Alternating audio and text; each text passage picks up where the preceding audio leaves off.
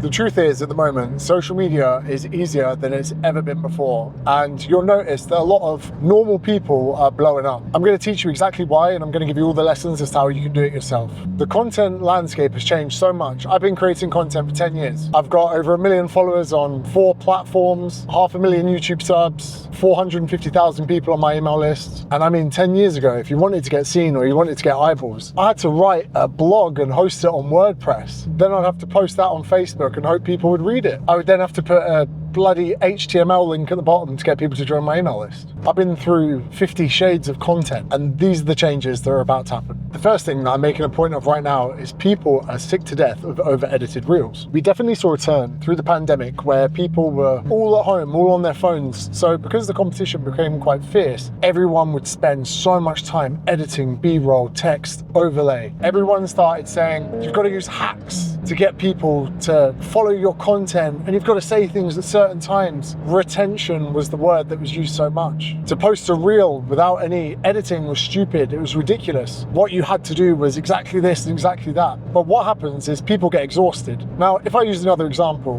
when we create advert creatives and you spend money trying to get impressions in front of people, the ad or the platform like Meta has to learn. Then you go through a phase where the advert does really well, then the advert exhausts. And the reason it exhausts is people have seen so much of it that maybe they don't even realize they're doing it, but they swipe away, they scroll away, you get a higher bounce rate. But the same thing happens with styles and modalities of content. People were so sick of swish and SFX and sound effects and music and the dramatization, it kind of made them urge and want more, just a normal conversation with someone. Platforms like TikTok and Instagram and Facebook all striving to get you to watch reels that were super, super highly edited. People kind of had enough. And the comeback that I spot at the moment is something that I call the return of the yap. If you go on your newsfeed nowadays, you'll see people just yapping away, talking about things, and you'll notice that Instagram made it incredibly easy. Actually, I'll pull over, I'll show you now. Instagram now, if you want to create a reel, you can just go into your phone, you can just press a button,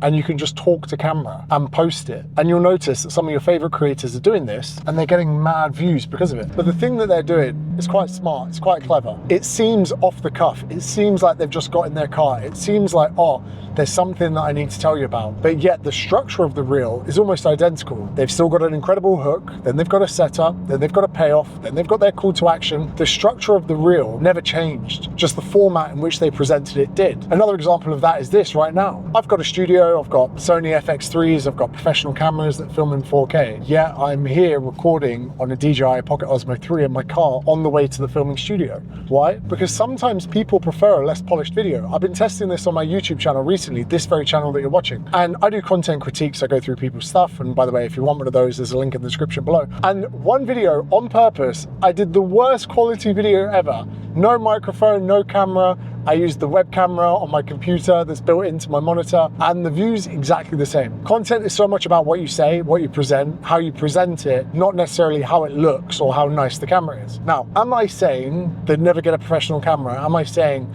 don't make your content look nice? No, what I'm saying is back in the day, between 2018 and 2021, there was kind of a bit of a barrier to entry of getting into content. So someone asked me to rev it, so I have to, oh, there's a tunnel. Oh, there we go. What I'm saying is, all you need is an iPhone, or even this camera isn't expensive. If you're willing to just talk to camera, to answer people's questions, to help them with their problems, you can start to create a personal brand. You don't even need to be that well experienced in content creation, you just need to start. You just need to be willing to put out dozens and actually hundreds of pieces of content, see what lands and what doesn't. That's why so many normal people are blowing up, because before the pandemic, filming on your iPhone and just talking to camera when you're walking the dog wasn't enough, but now it is, because people don't care anymore. If it's in 4K, 2K, 1080p, what they care about is this person's brand or what this person does going to help me in my problems? And if the answer to that is yes, they're going to watch your content. Now, there's another caveat on this. Gary Vee's been talking a lot about how follow culture is dead, and I kind of agree with him. Again, pre all of this, you had to have someone follow you to see your content. But now this channel has 50,000 subs, but I have over 170,000 unique viewers watching my content each month. Now, some people could go, oh my God, 2 out of 3 people don't follow you. I don't care. The thing that I want to optimize for on the channel the most is that people watch the content. Outside of that, I don't really care. And that's the way you should be approaching it too. Yes, I think followers is a good metric in some respects, but only for the vanity and the clout that it gives you. The reality is how many views are your content getting How many comments are you getting on each one? So to summarize, people are exhausted of over-edited content. The yap is back, but it doesn't just mean that you chat crap to camera. What it means is you can just pick up your phone when you have an idea and inclination. Say you're a personal trainer and a client's just asked you a question, you go into the PT room and you just say what it is that you're thinking, but just before you hit record, you think, what would be a good hook? Everything that you know about protein bars is incorrect. Let me tell you why. Hook. Now, what could you use for a setup? Joe Wicks recently said that ultra-processed foods are killing you, and although I agree with the sentiment, he made a drastic mistake. He went after protein bars. Then you can have your payoff where you could say whatever it is that you want, blah, blah, blah, blah, blah. Even though you've just filmed that on iPhone, you could get hundreds of thousands of views on that. Not highly edited, not professionally filmed. You're walking around, you're just explaining to someone, because people now realize social media isn't just a contest of how nice your content is, it's how well does it solve problems for people. But the return of the app is in itself not going to help. This is the way to structure your content to make sure that you can really do this in easy mode. I call this the fist bump effect. I want to make sure that I put out so many pieces of content on this channel, on any channel, that should you see me, you don't just think, oh, that guy's a YouTuber. You feel compelled to come over and say, James, mate, your content's changed my life, and you give me a fist bump. Now, at this point, if you've bought my stuff or you've never bought my stuff, I won't really care, because if the fact you've come over and given me a fist bump, that's enough. The fist bump effect is not trying to get everyone in your audience to buy your shit. The fist bump effect is getting everyone in your audience to come over and give you a fist bump, because if you can get a large cohort percentage of your following to feel inclined to do that, a small percentage are going to do business with you. Now, as a business coach, if I was to say to you 1% of your audience will end up doing business with you, oh, it's not a lot. Trust me, 1% of your audience is a hell of a lot, especially if you grow and nurture a decent sized audience over time. Those of you with 5,000 followers and above, if you got 1% of people working with you, you'd have to hire someone else to help you. And the fist bump effect is a great way to realize that we're not trying to optimize to be famous. We're trying to optimize to get the fist bump. Because if someone has that inclination to say hello, to say thank you, to say, oh, you want, they're going to have the same inclination to positively act when you ask them for a call to action. Hey, join my email list. Hey, do you mind signing up to this? Hey, I'm running a pre-sale. Hey, I'm running a wait list. I think people are getting a bit nostalgic to how the world was before AI. You can see that trend recently, the 2016 trend, where people are looking back in time going, oh, in 2016. And I think people are coming back to that. Back before 2016, content was conversational. It was like a mate on the internet. It was just giving you advice. And then suddenly it became all about trying to hack people's attention to make your views look better. So I'm at my gym, the natural light was better before, there we go. Just to make you realize how easy it is now. Back in 2016, I'd have to put like one image and text out a day. I'd write one blog on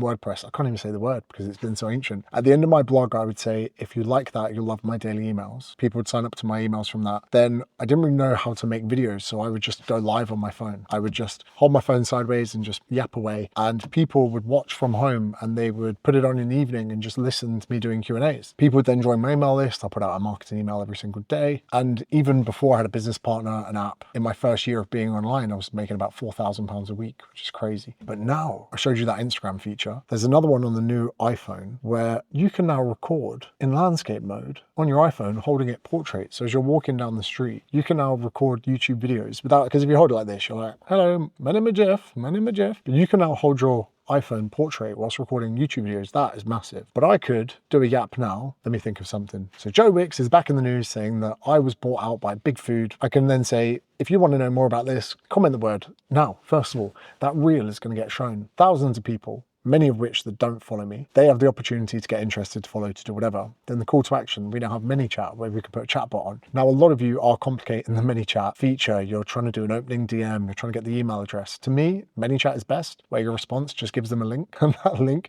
just sends them to a squeeze page, which is a page that you have with one thing in mind, which is to get their email address. And then from there, you have an email automation sequence, or you do it proactively, whatever it is. And then you warm them up and convert them over time. And then you're hitting them with those emails, but then at the same time, because they're interested, invested in your brand and your content, they're getting hit with your podcast, your reels, they're seeing your tweets and your LinkedIn posts and blah, blah, blah, blah, blah, blah, blah, blah, they end up becoming a client. So the best way to take advantage of this is, for a lot of you, you should bring the editing down on your reels, and then you should put the volume of the amount of content you're putting out up. Even if you were to half the amount, like this video is just going to be simple cuts. So if the video's, I don't know, 20 minutes long, to preview the video, it's going to be 20 minutes plus add in the cuts. I reckon I could edit this video in 22 minutes. Then good packaging, boom, put it out. So rather than spending a whole day doing an edit, spend a day making 3 videos. I know what you're thinking, but James, surely that's not what you preach. Well, the issue that a lot of people have is they're trying to make perfect content far too early on in their career as if they've only got one shot, but you don't. There are things in life that you do have one shot with. For instance, who you have kids with. And if you have kids with the wrong person, that negatively affects your life forever. But with content, there's no penalties for making content. So let's say we reduce the amount of editing you're doing and we put out way more content. One of those videos is going to do really, really well. Then when that video does really, really well, then I would say, let's go make it again, but better. Where we spend an hour on the introduction, where we create props and setups and stakes and analogies, and we buy things on Amazon to make the point. But for so many of you, having less edited videos, more of them, would be way better for you at this stage in your career. You want to tell stories and have a unique way of making your point. And my final point is this. Most people give up way too soon. In jiu-jitsu, I know it's really cheesy to say this, but every black belt is quite literally someone that got to blue belt, didn't quit.